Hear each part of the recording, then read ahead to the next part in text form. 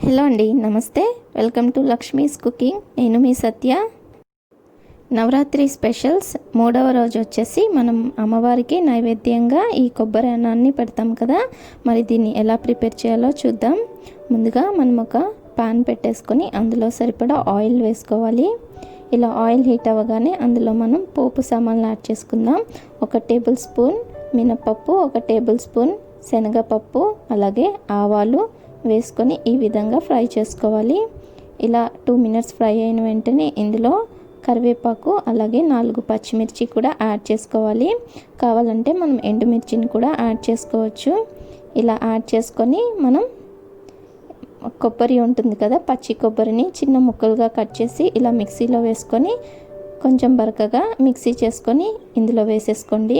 అలాగే ఇందులో కొంచెం ఇంగువ కూడా వేసుకొని ఒక 2 మినిట్స్ ఇలా ఫ్రై చేసుకోవాలి. ఇందులోనే సరిపడా సాల్ట్ కూడా వేసేసి ఒక 2 మినిట్స్ దీన్ని ఫ్రై చేసుకోవాలి.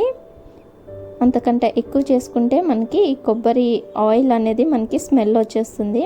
ఈ విధంగా ఒక 2 మినిట్స్ చేసుకుంటే సరిపోతుంది.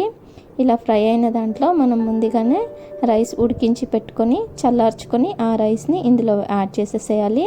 ఇలా యాడ్ చేసి ఒకసారి బాగా మిక్స్ చేసేసుకొని సాల్ట్ అది చూసుకొని స్టవ్ ఆఫ్ చేసుకుంటే మనకి కొబ్బరి అన్నం అనేది రెడీ అయిపోతుంది.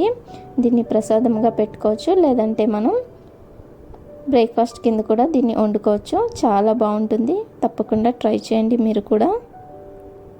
మనం ప్రసాదాలు చేస్తున్నాం కాబట్టి ఇలా సింపుల్గా ఒక 5 to 10 మినిట్స్లో అయిపోయే రెసిపీస్ అయితే మనకి చాలా సింపుల్గా ఉంటుంది ప్రసాదం చేసుకోవడానికి.